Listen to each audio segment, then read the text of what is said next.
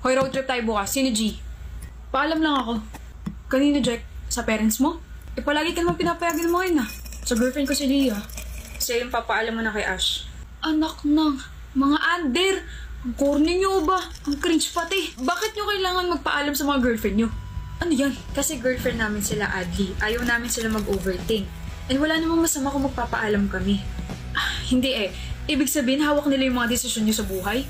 Kadiri, mga babae moments nga naman. Hoy, Adli, ito yung isa sa mga rason kung bakit ayaw ko mag-girlfriend.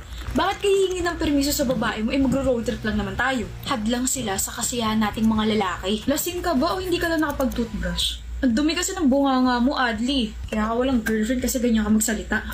Hindi ko gagawin yung mga pinagagawa ninyo. Tignan nyo, kinikilabutan ako. Kakainin mo rin yung mga pinagsasabi mo. Gugutumin ko na lang yung sarili ko. Mga under. Hoy, Adli, mag-billiards tayo tapos may inuman. Papaalam lang ako. Sa girlfriend mo? Sige. Sa crush mo si... Crush? Crush pa lang? Ganon? Sige, chat mo na lang ako Sige. Hindi magpapaalam sa girlfriend, Red? Hindi rin sa nililigawan, Jack? Kung hindi sa crush naman pala magpapaalam itong kaibigan natin si Adli. Iba palang magkagusto to Ano nga ulit yung sabi niya 2 years ago, bro? Sabi niya, mga under daw yung mga nagpapaalam. Mga cringe raw. Ano po yung isang sinabi niya?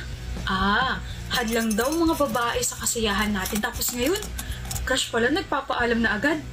Grabe ka na, Adli Your heart is so unpredictable. Oo na, ang daming sinasabi. Oo na! I was immature, okay? May character development na ako. Tsaka hindi ko lang siya basta crush. Iligawan ko na siya. Gusto ko siya, tsaka isa siya sa mga dahilan kung bakit masaya ako palagi.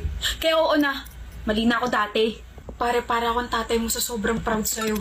Dahil dyan, mag-triple date tayo this weekend. Triple date? So, kasama rin si Jana ko.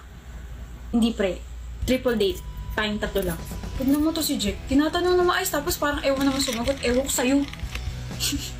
Pikon.